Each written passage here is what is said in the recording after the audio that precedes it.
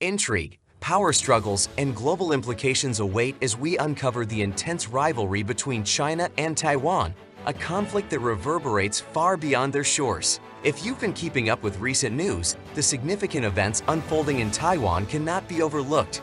Notably, U.S. House Speaker Nancy Pelosi's visit to the island prompted China to conduct military exercises. In a concerning display, China launched ballistic missiles towards Taiwan and repeatedly simulated an assault. Despite global outcry, China dismissively labeled it an internal matter of Beijing. What lies behind China's unwavering fixation on Taiwan? Today, in this video, we delve into this crucial narrative, exploring the reasons driving China's intense preoccupation with Taiwan. Stay tuned for an in-depth discussion of this pressing issue. Welcome to Taiwan, an exquisite island nestled in the South China Sea, covering approximately 36,000 square kilometers of natural beauty. Only about 161 kilometers separate Taiwan from mainland China, with the majestic Taiwan Strait serving as a watery divide.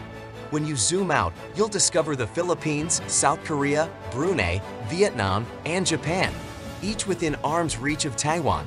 But amidst this geographical closeness, why does China harbor such an extraordinary fixation on this small island? The tale of Taiwan intertwines with ancient Chinese history, dating back to the days of the Zhou dynasty, when Chinese records first acknowledged its existence. The brave Chinese explorers, sent by the emperor himself, stumbled upon the enchanting shores of Taiwan. This narrative represents China's perspective on the matter. As time unfurled, Taiwan witnessed Dutch colonial rule in the 1600s, and it was the Portuguese sailors who affectionately christened it Ilha Formosa, meaning the beautiful island. Yet, the Dutch reign lasted merely from 1624 to 1661. In 1683, Taiwan returned to Chinese hands during the illustrious Qing dynasty. Consequently, waves of Chinese immigrants, predominantly the Hakka Chinese, embarked on a transformative journey to Taiwan. China's governance of Taiwan continued until 1895, when the nation conceded the island to Japan after losing the First Sino-Japanese War.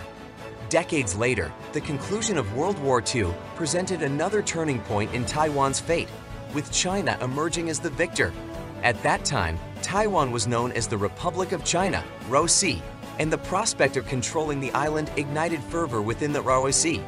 Garnering support from the United States and Britain, the ROC eagerly grasped the opportunity to govern Taiwan. However, the ROC itself grappled with internal challenges, as it was under the rule of Chiang Kai-shek, a staunch leader of the nationalist Kuomintang Party within a military dictatorship. Chiang's firm grip on power caused unrest, dissatisfaction, and ultimately, civil strife.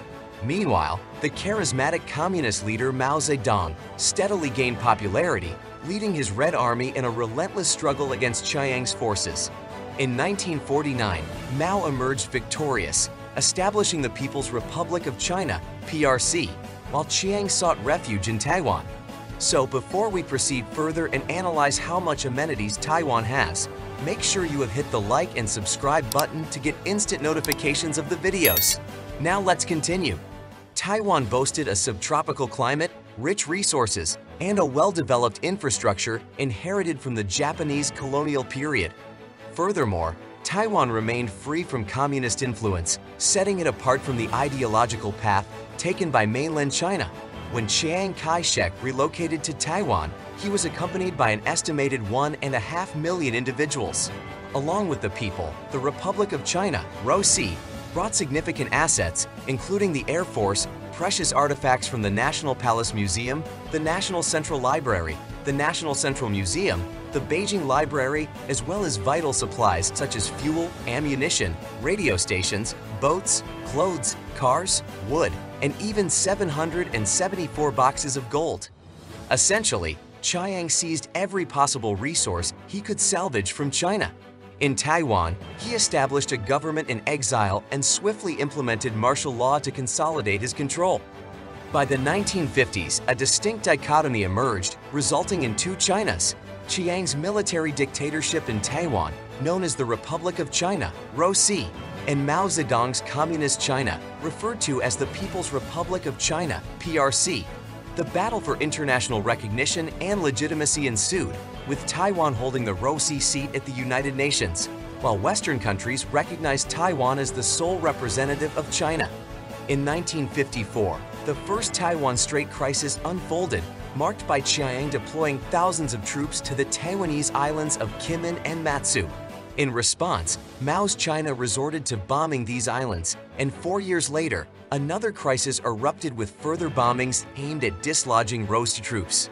Amidst this military tension, Taiwan experienced remarkable economic growth. From 1960 to 1980, Taiwan witnessed a thriving economy characterized by the exploitation of workers and the dominance of military rule. Exports flourished, and made in Taiwan became synonymous with quality products. However, Taiwan's fortunes took a turn as the Cold War intensified, and Mao's China gained strategic importance in the eyes of the United States. With shifting American priorities, it seemed as though global perspectives had also shifted. In 1971, the United Nations chose to recognize Beijing as the legitimate representative of China, severing ties with Taiwan. In 1975, Chiang Kai-shek passed away, followed by the demise of Mao Zedong 1 year later. Deng Xiaoping assumed leadership in China and embarked on a path of opening up the country to the world. Over the next decade, relations between China and Taiwan improved. People were allowed to visit their families on either side, and trade across the Taiwan Strait flourished. However, as economic ties deepened, so did the cultural divisions, exacerbating existing tensions. Over time, a significant shift occurred in Taiwan, with the people increasingly identifying themselves as Taiwanese rather than Chinese. In 1992, a crucial meeting took place in Hong Kong between representatives from Beijing and Taipei. During this meeting, they reached a verbal consensus on the concept of one China. However, the problem lay in the varied interpretations of this agreement. Let's explore both perspectives. According to the Chinese Communist Party, one China implies that both sides of the Taiwan Strait belong to a single China, which is governed by Beijing. The aim is to work collaboratively towards achieving national reunification. This represents Beijing's viewpoint. However, Taiwan understood the concept differently. It is important to note that while China is under Communist Party rule, Taiwan is a vibrant democracy with multiple political parties. In the year 2000, Taiwan held its presidential election, resulting in the election of Chen Shui-bian, a member of the Democratic Progressive Party, which openly advocated for Taiwanese independence. This unexpected outcome caught Beijing off guard. In response, Beijing enacted a new law known as the Anti-Secession Law, which stated that China could utilize force if necessary to prevent Taiwan's separation. In 2014, tens of thousands of students gathered in front of the Taiwanese parliament to protest the ratification of a trade agreement with China. Their rallying cry was, "We demand transparency." This event marked the beginning of what came to be known as the Sunflower Movement, a significant open protest against China. It served as a new dawn for Taiwan, highlighting its democratic values and asserting its distinct identity. However, China remained steadfast in its demand for reunification. In 2013, Xi Jinping assumed the presidency of China and unveiled his vision known as the China Dream, aiming to revive the country's historical glory. Xi's proposal for Taiwan revolved around the concept of one country, two systems. However, Taiwan remains skeptical of China's assurances, as it desires to preserve its democratic system. The election of Tsai Ing-wen, a candidate from the Democratic Progressive Party who campaigned on the principles of transparency and exhibited criticism of China, serves as evidence of Taiwan's inclination. Tsai was elected president in 2016 and re-elected in 2020, garnering a record-breaking 8.2 million votes. Presently, Taiwan is a self-governing island with its own flag, anthem, currency, and independent institutions. It boasts a per capita GDP exceeding $33,000 and holds the position of being a chip superpower, serving as the world's leading chip factory. Nevertheless, Taiwan's legal status remains ambiguous, with only 14 countries recognizing it as a separate entity. China regards Taiwan as a renegade province, one that is seceded from its control. Xi Jinping maintains that Taiwan must and will be reunified with China.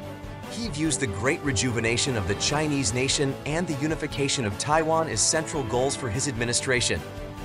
Xi aims to achieve this objective by 2049, coinciding with the 100th anniversary of the People's Republic of China. His ambition is to surpass the achievements of Mao Zedong, Deng Xiaoping, and Hu Jintao, cementing his status as China's most influential leader. Achieving the reunification of Taiwan is integral to his aspirations. Under Xi Jinping's leadership, China has pressured countries into adhering to the One China policy, urging them to establish embassies in China instead of Taiwan. They also push companies to list Taiwan as part of China on their websites. China's claim to Taiwan is based on historical context and the 1992 consensus, which lacks a clear understanding. However, should Taiwan's future be bound by its past? Taiwan has emerged as a vibrant society, legalizing same-sex marriage and appointing the world's first transgender cabinet minister. It ranked as the world's 8th most democratic country in 2021.